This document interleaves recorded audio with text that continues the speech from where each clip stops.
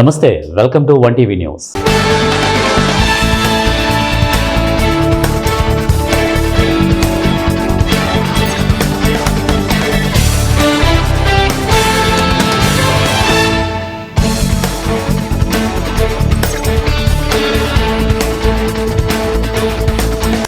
గంగాధర నెల్లూరు నియోజకవర్గంలోని 6 మండలాల తెలుగుదేశం పార్టీ అధ్యక్షులు ప్రమాణ స్వీకార మహోత్సవం తెలుగుదేశం పార్టీ అభిమానుల నడుమ అంగరంగ వైభవంగా నిర్వహించారు.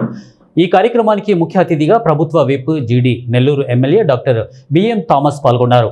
గంగాధర నెల్లూరు మండల అధ్యక్షులు స్వామిదాస్, ఇక ఎస్ఆర్పురం జయశంకర్ నాయుడు, పాలసముద్రం తాళ్ళూరి శివ, కార్వేటి నగరం చెంగల్రాయ యాదవ్, ఇక వెదురుకుప్పం మోహన్, అలాగే మురళి, పెనుమూరు రుద్రయ్య నాయుడును ఎన్నిక చేసి వారితో ప్రమాణ స్వీకారం చేయించారు. ఆయన మాట్లాడుతూ పార్టీకి కష్టపడిన వారికి తగిన గుర్తింపు కల్పిస్తామని అన్నారు. నియోజకవర్గంలో ఉన్న తెలుగుదేశం పార్టీ నాయకులను అందరూ కలిసికట్టుగా పనిచేయాలని పిలుపునిచ్చారు. తాను మాట ఇచ్చిన ప్రకారమే అందరికీ సమన్వయం చేశామని అన్నారు. అనంతరం 6 మండలాల అధ్యక్షులకు శుభాకాంక్షలు తెలియజేశారు. ఈ రోజు ఇస్తారు, రేపిస్తారు, పార్టీ పదవులు వస్తాయని చెప్పి ఎన్నో సంవత్సరాలుగా వేచి ఉండి 1000 కళ్ళతో ఎదురు చూసి ఈ రోజు పార్టీ ప్రెసిడెంట్ అయిన మన మోహన్ మురళికి ప్రత్యేక ధన్యవాదాలు. మురళి, వెదురుగుప్ప మండలంలో చాలా ఇబ్బందులు ఉన్నాయి, అందరినీ కూడా కలుపుకొని ఇబ్బంది లేకుండా ప్రతి వర్గాన్ని కలుపుకొని మంచిగా దూసుకుపోవాలని చెప్పి నీకు మంచిగా చెప్తున్నాను. నువ్వు కొద్దిగా దూకుడు ఎక్కువ, ఇవన్నీ తగ్గించి అందరినీ కలుపుకొని రాజకీయం చేయాలని చెప్పేసి మురళి నేను ప్రత్యేకంగా మాట్లాడుతున్నాను. దురుసుగా ప్రవర్తించవద్దు, నీ పైన చాలా అక్కడక్కడ చిన్న చిన్న ఇబ్బందులు వస్తున్నాయి. మంచిగా అందరినీ కలుపుకొని ఎలాంటి వాడినైనా కూడా మంచిగా కలుపుకొని నువ్వు ముందుకు వెళ్ళాలని చెప్పి నీకు ప్రత్యేకంగా చెప్తున్నాను Murali. Thank you so much. అదేవిధంగా పాలసముద్ర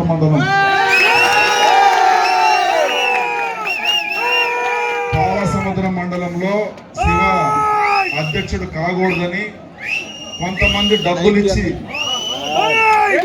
వెదురుగుప్ప మండలంలో పాలసముద్రం మండలంలో కొంతమంది మందు తాగిపించి డబ్బులు ఇచ్చి ఆయనకి అగనెస్ట్ గా ఓటింగ్ వేయండి అని చెప్పి ఇవన్నీ కూడా మీరు చూశారు. పంచింది కూడా మీరు చూశారు, మందు తీసి కూడా చూశారు. ఇలాంటి పప్పన్ని ఉడకదని చెప్పేసి కష్టపడిన వాళ్ళకే జాబ్, కష్టపడిన పార్టీ కోసం కోర్టు రాజకీయం చేయకుండా కష్టపడిన వాళ్ళకి ఖచ్చితంగా గుర్తింపు ఉండడానికి ఈ 2 మండలాలే నిదర్శనం. సో కాబట్టి మీకు అన్ని విధాల డిస్టర్బెన్స్ ఉంటుంది, కానీ దాన్ని కూడా మీరు ఎదుర్కొని పార్టీకి కష్టపడి పార్టీ కోసం పనిచేయాలని చెప్పేసి మీ అందరినీ కూడా తెలియజేస్తున్నాను. ఎందుకంటే అక్కడ కొంతమంది చిల్లర రాజకీయవేత్తలు ఉన్నారు, వాళ్ళు మందు వైపిస్తారు, అందరిని ఉసుగొలుపుతారు, డబ్బులుంది అనే అహంకారంతో ఇలాంటి పనులంతా చేస్తారు. సో కాబట్టి ఇవన్నీ కూడా మీరు దగ్గరుండి బ్యాలెన్స్ చేసుకొని ఇబ్బంది లేకుండా చూసుకోవాలని చెప్పేసి మురళికి చెప్తున్నాను. అదేవిధంగా పాలసముద్రం మండలం శివ కూడా you need to have a thick skin, అంటే తెలుగులో చాలా దృఢమైన సంకల్పం ఉండాలి. ఎందుకంటే కొంతమంది మిమ్మల్ని కూడా ఇబ్బంది పెట్టడానికి ట్రై చేస్తారు, డబ్బులు ఇచ్చి మీకు అగైనెస్ట్గా ఓటింగ్ చేయించారు. కాబట్టి ఇవన్నీ కూడా మనసులో పెట్టుకొని మీరు మంచిగా పార్టీ కోసం గట్టిగా పనిచేయాలని చెప్పేసి మీకు కూడా నేను ప్రత్యేక నా ఆశీస్సులు ఎప్పుడు ఉంటాయి. మంచిగా పనిచేయాలని చెప్పి మురళికి, కొత్తగా ఎన్నికైన మురళికి ప్రత్యేకంగా ధన్యవాదాలు. Thank you so much. అదేవిధంగా చూసారంటే కొత్తగా ఎన్నికైన 11 క్లస్టర్స్, 38 యూనిట్, 255 బూత్స్, అదేవిధంగా విలేజ్ కమిటీ మొత్తం 140 మందికి కూడా అందరికి కూడా ప్రత్యేక ధన్యవాదాలు. మీరు అందరూ పనిచేయండి మంచిగా, మీకోసం ఏమైనా చేయడానికి నేను రెడీగా ఉన్నాను. నేను అన్ని తెగించే వచ్చాను. ఏ బుడ్డ బెదిరిపుల కన్నా భయపడే వ్యక్తి నేను కాదు, ఎనికిపోయే తగ్గే వ్యక్తి కాదు. నిజాయితీగా ఉంటాను, నిజాయితీ కోసం ఎక్కడికైనా పోయే వ్యక్తి నేను, ఎక్కడ కూడా తగ్గనని చెప్పేసి మీకు చెప్తున్నాను. పార్టీకి చెడ్డ పేరు వచ్చేది కానీ, చంద్రబాబు నాయుడు గారికి చెడ్డ పేరు వచ్చేది కానీ, ఎవరైనా అలాంటి కార్యక్రమాలు చేస్తే ఖచ్చితంగా తోలు ఒలుస్తామని చెప్పి మీ అందరికి కూడా తెలియజేస్తాను. టీటీడీ పరకామణి కుంభకోణం కేసు హైకోర్టు సిట్టింగ్ జడ్జితో విచారణ జరిపించాలని టీటీడీ మాజీ ఏవీఎస్ఓ సతీష్ కుమార్ హత్యకు కారకులైన వారిపై సమగ్ర విచారణ జరిపించి శిక్షించాలని పరకామణి కేసు వెలుగులోకి తీసుకుని వచ్చిన సీనియర్ జర్నలిస్టు శ్రీనివాసులకు రాష్ట్ర ప్రభుత్వం భద్రత కల్పించాలని పలువురు వక్తలు డిమాండ్ చేశారు. ఆదివారం వేమన విజ్ఞాన కేంద్రంలో సిపిఎం ఆధ్వర్యంలో రౌండ్ టేబుల్ సమావేశం జరిగింది. పరకామణి కేసు హైకోర్టు సిట్టింగ్ జడ్జితో న్యాయ విచారణ జరిపించాలని అఖిలపక్షం ఆధ్వర్యంలో రౌండ్ టేబుల్ సమావేశం నిర్వహించారు.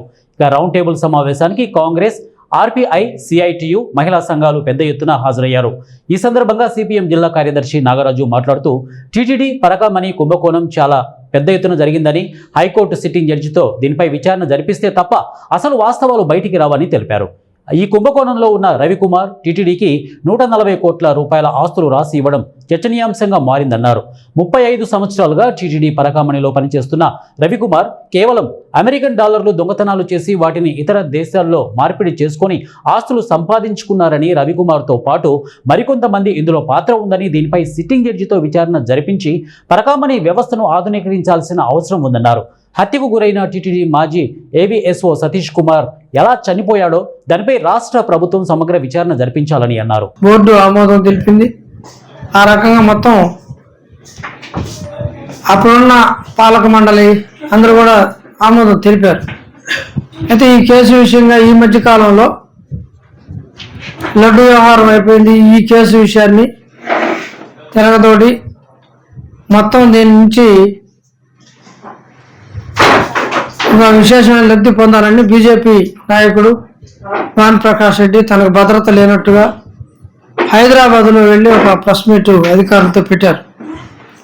అంతకుముందే ఈ యొక్క వ్యవహారం మీద సిపిఎం పార్టీగా హైకోర్టు సిట్టింగ్ జడ్జితో విచారణ చేపిస్తే ఇట్లాంటి రవికుమార్లు ఎంతమంది ఉన్నారో ఈ వ్యవహారం అంతా బయట తీయాలి, పకడ్బందీగా పటిష్టమైన భద్రత ఉండి సీసీ కెమెరాల పర్యవేక్షణలో అంత ఇదిగా జరిగే దగ్గరే ఈ విధంగా జరిగిందంటే ఎక్కడా లొసుగులు ఉన్నాయి. ఈ విషయాలన్నీ బయట తెలియాలంటే మామూలు వాళ్ళే ఏర్పాటు చేసింది కాబట్టి ఒక హైకోర్టు సిట్టింగ్ జడ్జితో విచారణ చేస్తే బాగుంటుందని సిపిఎం పార్టీ భావించింది. ఇది అన్ని వర్గాలు కూడా సముచితం అని చెప్పేసి భావిస్తూ ఉన్నాయి. కానీ ఆ వైపుగా ఈ ప్రభుత్వం కానీ, ఇప్పుడు తెలుగుదేశం కూటమి ప్రభుత్వం కానీ, అందులో భాగంగా ఉండే బీజేపీ కానీ ఏమీ ప్రయత్నం చేయకుండా దీన్ని ఒక వివాదం చేయడానికే పూనుకున్నట్టుగా మనకు తెలుస్తూ ఉంది. ఈ పరిస్థితుల్లో హైకోర్టే జోక్యం చేసుకొని హైకోర్టుకి వెళ్ళడం వల్ల దీని మీద సమగ్ర విచారణ చేయండి అని చెప్పేసి ఆదేశించిన పరిస్థితి చూసాం. ఈ పరిస్థితుల్లో ఈ కేసుని ఆ రోజు ఏవీఎస్ఓగా ఉన్న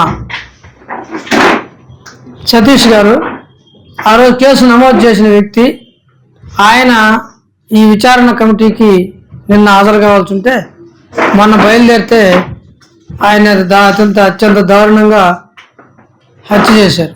ఇది చాలా దురదృష్టకరమైన విషయం. ఎందుకంటే మన ప్రజాస్వామ్యం పకడ్బందీగా ఉంటుంది. మనం నేరాన్ని ఎదుర్కోవడానికి లేకపోతే నేర దోషుల్ని శిక్షించడానికి అవకాశం ఉంటుందని చెప్పుకుంటున్నాం. మనం ఈరోజు వెంకటేశ్వర స్వామి దగ్గర జరిగిన ఒక క్రైమ్, ఒక దోపిడీ, దీన్ని నమోదు చేసిన వ్యక్తి ఆయన అప్పుడు లోక్ అదాలత్లో పోయి ఆ కేసుని మాఫీ చేశాడు. ఏ పరిస్థితిలో చేశాడు ఏందని చెప్పేసి ఈ వివరాలన్నీ వెలికి రావడం కారణంగా దీని వెనక ఉండే పెద్ద పెద్ద వ్యక్తులు ఎవరైతే ఉన్నారో వాళ్ళందరూ బయటపడతారనే కుట్రతోనే జరిగినట్టుగా మనకు అనిపిస్తూ ఉంది. అయితే విచారణ 7 టీంలు వేసి జరుగుతూ ఉంది. అవి వాస్తవాలు ఏముంది, దీని వెనకాల ఎవరున్నారు, ఏమి ఎంతవరకు తేలుస్తారో మనం వేచి చూడాలి. ఇది వ్యవహారం అంతా చూస్తూ ఉంటాయి. ఇప్పుడు దీన్ని అసలు ఒక విలేకరిగా ఉండి శ్రీనివాస్ గారు ఇదంతా కూడా సమాజానికి చెప్పాడు. ఆయన మీద ఆ రోజున్న ప్రభుత్వమే గంజాయి కేసులు పెట్టి 3-4 కేసులు పెట్టి ఆ వివరాలు కూడా మాట్లాడతాడు. ఆయన తీవ్రంగా వేధించే పరిస్థితి ఉంది. ఈ పరిస్థితుల్లో ఈయనకి రక్షణ ఇదవుతుంది. అక్కడికేమో భాను ప్రకాష్ రెడ్డికి ఏమీ సంబంధం లేదు దీంతో. ఆయన మాట్లాడిన దానికే ఒత్తిడి వచ్చేసిందని ఎవరో చెప్పడం, ఏమీ చేయడం. ఇప్పుడు భద్రత ఆయనకేమో 2+2 పెంచేశారు. ఆయన కోరడము, ఆయన ప్రాణహాని ఉందని చెప్పేసి చెప్పడము. ఇప్పుడు బీజేపీ కేంద్రంలో ఇక్కడ ప్రభుత్వాలను కూడా ఆయన దీనికి ఏ రకంగా ఆ రోజు బీజేపీ బోర్డులో స్పష్టంగా దీన్ని ఆమోదించిన వాళ్ళు ఉన్నారు. వీళ్ళు ఈ రకమైన ఇది పార్టీ. భద్రాద్రి కొత్తగూడెం జిల్లా అశ్వారావుపేట మున్సిపాలిటీలో ప్రభుత్వ భూముల్లో ఆక్రమణలను అధికారులు తొలగించారు.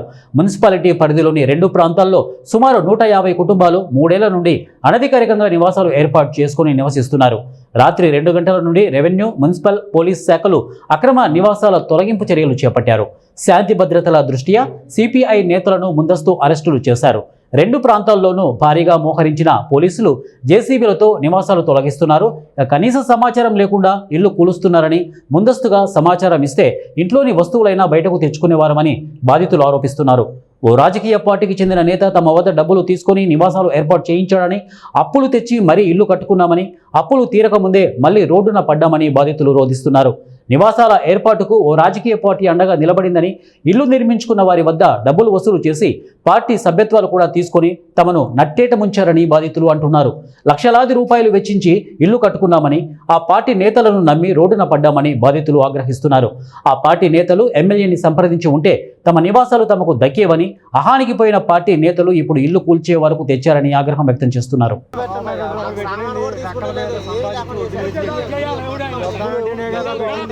డబ్బులు ఇచ్చిన వాళ్ళు పార్టీకి మళ్ళీ 200 రూపాయలు కట్టించుకున్నారు. ఎందుకు కట్టించుకోవాలి? ఇచ్చిన వాళ్ళ దగ్గర వసూలు చేసుకోవటం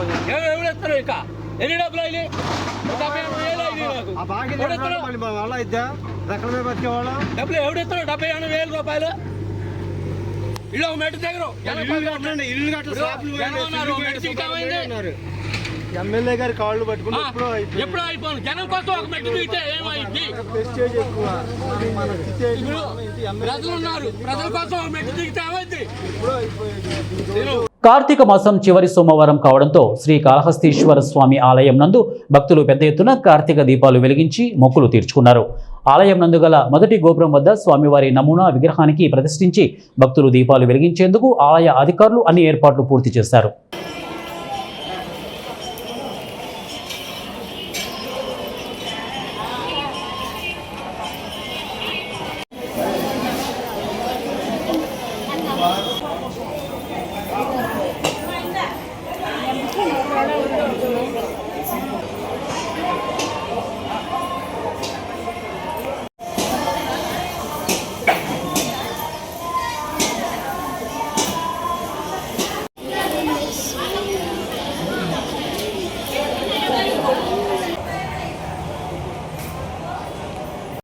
పుణ్యప్రదమైన కార్తీక మాసంలో 4వ సోమవారం పర్వదినం రోజున కొత్తపేట నియోజకవర్గంలోని శైవ క్షేత్రాలన్నీ భక్తజన సందరంగా మారాయి. రుద్రుడు, త్రినేత్రుడు, భక్త సులభుడు అయిన ఆ ముక్కంటిని దర్శించుకునేందుకు తరలివచ్చిన భక్త కోటితో ఓం నమ శివాయ, హరహర మహాదేవ మంత్రాలు అన్ని ఆలయాలలో ప్రతిధ్వనించాయి. అంబేద్కర్ కోనసీమ జిల్లా కొత్తపేట మండలంలోని పలివెల శ్రీ ఉమా కొప్పులింగేశ్వర స్వామి దేవాలయంలో వైభవం ఉచ్చస్థితిలో నిలిచింది. వేకువజాము నుండే పెద్ద సంఖ్యలో భక్తులు ఆలయానికి చేరుకొని జటాజూటధారి అయిన శివయ్యకు పంచామృతాలతో మహారుద్రాభిషేకాలు నిర్వహించి ప్రత్యేక పూజా కార్యక్రమాలు నిర్వహించారు. ముఖ్యంగా మహిళా భక్తులు భక్తి శ్రద్ధలతో ఆలయ ప్రాంగణంలో ఉసిరి కొమ్మల వద్ద కార్తీక దీపాలను వెలిగించి పరమేశ్వరుడి కృప కోసం మొక్కులు తీర్చుకున్నారు.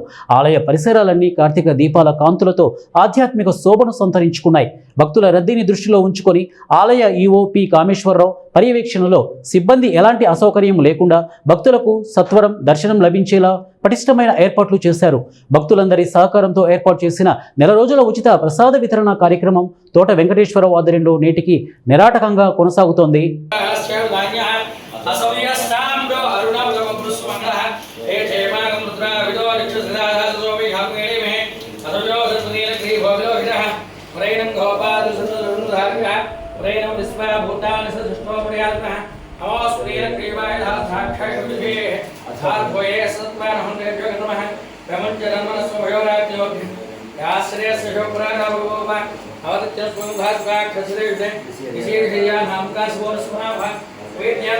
జగిత్యాల ఆర్టీసీ డిపోలో అద్దె బస్సులు ఆగిపోయాయి. అద్దె బస్సు డ్రైవర్లకు బస్సులో సెల్ ఫోన్ అనుమతించకపోవడం వలన ఇంటి దగ్గర నుండి కావాల్సిన సమాచారం కానీ టిఫిన్ బాక్స్ కానీ సమయానికి అందడం లేదన్నారు. ఎవరైనా డ్రైవర్ చేతిలో అనుకోకుండా ప్రమాదం జరిగితే ఆ డ్రైవర్ను 6 నెలలు మాత్రమే విధుల నుండి తప్పించాలని అన్నారు. కానీ జగిత్యాల డిపోలో 2 సంవత్సరాలైనా డ్రైవర్లను విధుల్లోకి తీసుకోవడం లేదని అన్నారు.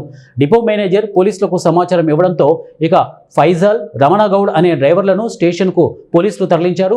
సమస్యను సామరస్యపూర్వకంగా పరిష్కరించుకోవాలని డ్రైవర్లకు సర్కిల్ ఇన్స్పెక్టర్ సూచించారు. ఏమిటంటే మాకు ప్రధానంగా 3 కారణాలు ఉన్నాయి. ముందుగా ఏంటంటే నెల రోజులు అని చెప్పేసి డ్రైవర్లో ఫోన్ అలవ్ లేదని చెప్పేసి మాకు డ్యూటీలో ఇప్పటి వరకు ఫోన్ ఇవ్వట్లేదు. మాకు డ్యూటీలో ఫోన్ లేకపోవడం వల్ల ఇంటికాడ జరిగే పరిస్థితులు ఏంది, మా పరిస్థితులు ఏంటనే మేము ఎవరికి చెప్పుకోలేకపోతున్నాము. నెల రోజులని చెప్పి ఇప్పటికి 3 నెలలు కావస్తుంది. అయినా కానీ వాటి గురించి మేము ఎన్నిసార్లు పోయి డిఎం మేడం కలిసినాము, కరీంనగర్ ఆర్ఎం సార్ కలిసినా కానీ మాకు పైన నుంచి ఆర్డర్స్ ఉన్నాయి కాబట్టి మాకు పైన చెప్పిన దాన్ని బట్టి మేము చేస్తాం తప్ప మా చేతిలో ఏం లేదని వాళ్ళ చేతులు ఎత్తేస్తుంది. మేము ఇప్పటికీ 10 సార్లు కలిసినాం. మేడం మా పరిస్థితి ఇట్లుండే, మాకు ఇంటికాడ కూడా ఫోన్ లేకపోతే మాకు ఇంటికాడ జరిగే విషయాలు కూడా మేము తెలుస్తలేవు మేడం. మాకు కూడా డ్యూటీలో ఏదైనా ప్రాబ్లం అయినా యాక్సిడెంట్ అయినా కానీ మేము ఏం చెప్పుకోలేని పరిస్థితి. మా దగ్గర చూపించుకోవడానికి ఎవిడెన్స్ కూడా లేకుండా అయిపోతుంది మేడం ఫోన్ లేకుండా. అంటే మాకు అవన్నీ ఏం తెలియదు, మాకు పైన చెప్పారు కాబట్టి మేము అది చేస్తున్నాం అది అని అంటారు.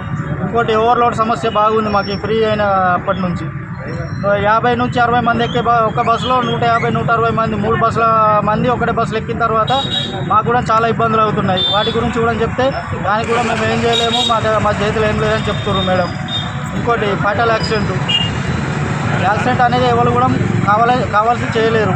ఏదో జరిగినప్పుడు దానికి ఎంక్వైరీ చేయాలి. ఎంక్వైరీ చేసి తప్పు ఎవరిది ఉంది ఎవరిది లేదన్నా చూడాలి. చూసి డ్రైవర్ది తప్పు ఉంటే డ్రైవర్కు శిక్షాకాలం అనేది ఉంటుంది. 1-2 సంవత్సరాలు శిక్షాకాలం ఉంటుంది. శిక్షాకాలం అయిపోయిన తర్వాత మళ్ళీ డ్యూటీలో తీసుకోమని కూడా అడుగుతున్నాము. ఆల్కహాల్ డ్రైవర్ డ్రింక్ చేయకుండా కూడా మిషన్లో చూస్తే 10-15 అవుతుంది. అందులో స్పాట్లో మళ్ళీ పోలీస్ స్టేషన్ పోయి చూస్తే 0 వచ్చింది. ఆ డ్రైవర్లని డ్యూటీకి తీసుకోవడం లేదు. Second one phone allowed. Phone వల్ల చాలా ఫ్యామిలీ ప్రాబ్లమ్స్ అవుతున్నాయి. ఓన్లీ 1 మంత్ అని చెప్పారు, ఇప్పుడు 2 months నడుస్తుంది. జయశంకర్ జిల్లా భూపాలపల్లి గణపురం మండలం గాంధీనగర్ నుంచి జంగాలపల్లి వరకు 20 కోట్ల రూపాయలతో 4 లైన్ల బీటీ రోడ్డు నిర్మాణానికి భూపాలపల్లి ఎమ్మెల్యే గంటా సత్యనారాయణరావు శంకుస్థాపన చేశారు. మేడారం జాతరలోపు నాణ్యతతో పనులు పూర్తి చేయాలని ఆయన ఆదేశించారు. అలాగే గణపురం మండల కేంద్రంలో 18 కోట్లతో చేపట్టే బీటీ రోడ్ల విస్తరణ పనులను త్వరగా పూర్తి చేయాలని పేర్కొన్నారు. శ్రీ పట్టాభి సీతారామచంద్రస్వామి ఆలయ అభివృద్ధికి కృషి చేస్తా అని ఎమ్మెల్యే తెలిపారు. గణపురం మండల కేంద్రంలోని శ్రీ పట్టాభి సీతారామచంద్రస్వామి దేవాలయంలో జరిగిన విగ్రహాల ప్రతిష్టాపన కార్యక్రమానికి ముఖ్య అతిథిగా భూపాలపల్లి ఎమ్మెల్యే గంటా సత్యనారాయణరావు పాల్గొన్నారు. ఈ యొక్క నిధులను తీసుకురావడం జరిగింది. అదేవిధంగా కమలాపురం టు మన నార్లాపూర్ అది కూడా 25 కోట్ల రూపాయలు తీసుకొచ్చాం. దీన్ని త్వరితగతిన డిసెంబర్ ఎండింగ్ వరకు రోడ్డు పనులు పూర్తి చేయాలి. ఎక్కడెక్కడైతే వాటర్ ఓవర్ఫ్లో రోడ్ కట్ అవుతుందో అక్కడ స్లాబ్ కల్వర్ట్స్ కానీ పైప్ కల్వర్ట్స్ కానీ రోడ్డు అదేవిధంగా వైడనింగ్ చేసేసి ఎక్కడ కూడా జాతర పోయేటువంటి భక్తులకు ఆటంకం జరగకుండా వైడనింగ్ కూడా పూర్తిగా చేసేసుకొని డ్రైనేజ్ కూడా ఏదైతే ఇళ్లలో వాటర్ కానీ అదేవిధంగా పోకుండా డ్రైనేజ్ సిస్టమ్ విలేజ్ పోర్షన్ ఉన్న కాడ డ్రైనేజ్ సిస్టమ్ కూడా కట్టేసి వైడనింగ్ చేసి స్లాబ్ కల్వర్ట్తో పూర్తి చేసే విధంగా ఈరోజు ఇక్కడ మనము ఈ 20 కోట్ల రూపాయల రోడ్డుకు శంకుస్థాపన చేసుకోవడం జరిగింది. ఇది పోను గణపురంలో కూడా 4 లైన్కు 18 కోట్ల రూపాయలు కూడా అదనంగా ఇచ్చాం. దాన్ని కూడా త్వరితగతిన ఈ యొక్క జాతర లోపే మరి అయ్యే విధంగా చర్యలు చేపట్టడం జరుగుతుంది. దీన్ని దృష్టిలో పెట్టుకొని క్వాలిటీ క్వాంటిటీ మంచిగా జరిగే విధంగా ప్రజలకు ఎలాంటి ఆటంకం జరగకుండా ఈ ప్రభుత్వం చర్యలు కూడా తీసుకోవడం జరుగుతుంది. ఈ మేడారం జాతరలో కూడా అధునాతనంగా గిరిజనలో ఏదైతే వాళ్ళ సాంప్రదాయ పద్ధతిలో వాళ్ళ కోరిక మేరకు కూడా ఏదైతే చుట్టూ సమ్మక్క సారలక్క గద్దెలకు కూడా ఇది స్టోన్స్తో ఈరోజు కాంపౌండ్ వాల్ కానీ అదేవిధంగా ఆర్చ్ గేట్లు కూడా నిర్మాణం చేయడం జరుగుతుంది. దీన్ని ఇవి బులెటిన్ అప్డేట్స్. నెక్స్ట్ బులెటిన్లో కలుద్దాం. Until then keep watching 1TV news. ప్రతిక్షణం ప్రజల పక్షం.